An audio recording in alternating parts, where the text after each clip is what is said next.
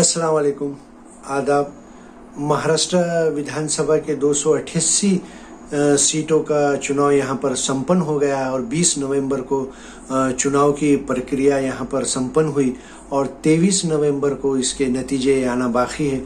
लेकिन exit poll के माध्यम से, विविध एग्जिट पोल के माध्यम से विविध अपने अपने अनुसार तर्क वितर्क लगाए जा रहे हैं। कोई एग्जिट पोल महायुति की सरकार आने का अंदाज़ा बताया जा रहा है, तो कोई एग्जिट पोल महाविकास आघाड़ी की सरकार आने का अंदाज़ा बताया जा रहा है। लेकिन नेट टू नेट कांटे की फाइट दिखाई दे रही है। लेकिन ये तो जनता जनार्दन ही जानती है कि किसको ताज वो पहनाए हैं और किसको अपने अपने क्षेत्र का विधायक वो चुने हैं और महाराष्ट्र में किसकी कितनी सीटें आती हैं। एक और महायुति है जिनमें प्रमुख तौर पर भाजपा एक बड़ा दल है और शिंदे गट शिवसेना और अजित पवार राष्ट्रवादी कांग्रेस पार्टी प्रमुख दल है और भाजपा को पहले क्रमांक पर बताया जा रहा है एग्जिट पोल में। उनके लगभग 85 सीटें आने का अनुमान लगाया जा रहा है और ये सिर्फ अनुमान है। और दूसरी ओर महाविकास आघाड़ी में कांग्रेस को एक बड़ा दल माना जा रहा है और उसको यहाँ पर ज़्यादा सीटें मिलने की बात कही जा रही है। और महाविकास आघाड़ी में कांग्रेस, राष्ट्रवादी कांग्रेस पार्टी शरद चंद्र पवार और शिवसेना उद्धव ठाकरे गट और इनके अलावा समाजवादी पार्टी जिसके नेता अबू आसिम आजमी महाराष्ट्र के प्रदेश अध्यक्ष और मजलिस-ए-इत्तेहादुल मुस्लिमीन जिसके प्रदेश अध्यक्ष इम्तियाज जलील और वंचित बहुजन आघाड़ी, ये फैक्टर शेकअप और तीसरी आघाड़ी के तौर पर बच्चू कडू की भी पार्टी यहाँ पर और शेतकरी नेता राजू शेट्टी तीसरी आघाड़ी के तौर पर भी चुनाव लड़े हैं। अब देखना यह है कि किसको कितनी सीटें मिलती है, किसका मुख्यमंत्री बनता है, कौन बार्गेनिंग में आगे जाता है और जो बड़ा दल उसका मुख्यमंत्री, ये पहले ही पार्टियों ने स्पष्ट कर दिए हैं।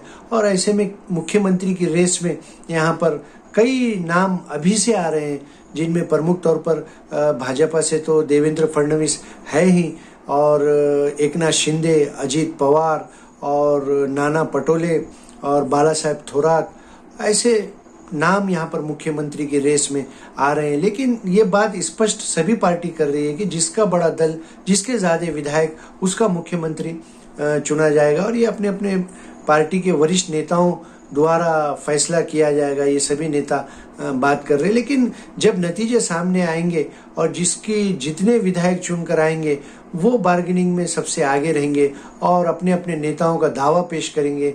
और अभी से दिल्ली में महाराष्ट्र विधानसभा चुनाव के नतीजों की यहाँ पर घड़ामुड़ी काफ़ी तेज़ हो गई है और वरिष्ठ नेताओं की चर्चाओं का दौर शुरू हो गया और कौन किसका यहाँ पर कैसा समीकरण बिठाना है उसकी तैयारी को लग गया। और 48 घंटे सिर्फ शेष रह गए हैं चुनाव नतीजे में। 23 नवंबर को सुबह 7:30 बजे से काउंटिंग शुरू हो जाएंगी और दोपहर तक नतीजे लगभग आ जाएंगे और 4-5 बजे तक पूरी पिक्चर क्लियर हो जाएंगी और फिर सबसे बड़ा दल उभर कर आएगा। क्या महायुति को स्पष्ट बहुमत मिलता है या महाविकास आघाड़ी को स्पष्ट बहुमत मिलता है। और इस बार एक अंदाज़ा ये भी लगाया जा रहा है कि कई आज़ाद विधायक भी चुनकर आएंगे।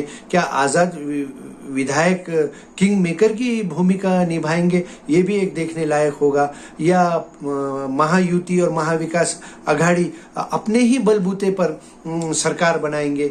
और एक बात ये भी सामने आ रही है कि अगर ये दोनों भी दलों को अगर बहुमत स्पष्ट नहीं होगा तो राष्ट्रपति शासन भी लगाने की यहाँ पर बात कही जा रही है। लेकिन ऐसे में और इस बार के चुनाव में महिलाओं का जो वोट परसेंटेज है वो काफ़ी संख्या में दिखाई दे रहा है और महिलाओं ने काफ़ी संख्या में बाहर निकलकर अपने वोट का अपने इस्तेमाल किया है। और शासन द्वारा लाड़की बहन योजना का जो यहाँ पर मुहिम रवाई गई है, कहीं उसका तो असर नहीं है और महायुति के नेता काफ़ी खुश है महिलाओं के वोटिंग परसेंटेज से। और ये आने वाला समय ही बताएगा कि कौन महाराष्ट्र का नया मुख्यमंत्री होगा और कौन उप मुख्यमंत्री होगा और किसकी सरकार आएगी और किसकी विधायक ज्यादा होंगे और कौन सा बड़ा दल होगा, और तर्क वितर्क का दौर शुरू होगा। लेकिन आज़ाद विधायक और जो छोटे छोटे दल है वो एक अहम भूमिका निभाएंगे, जिनमें प्रमुख तौर पर समाजवादी पार्टी है, शेकअप है, मजलिस इत्तेहादुल मुस्लिमीन है, वंचित बहुजन आघाड़ी है, और एक बड़ा फैक्टर यहाँ पर देखने को मिलेगा। और क्या इन विधायकों का वैल्यू अचानक बढ़ जाएगा, और ये तो स्पष्ट 23 तारीख के दिन होगा। चलिए फिर एक नए मुद्दे के साथ, अल्लाह हाफिज।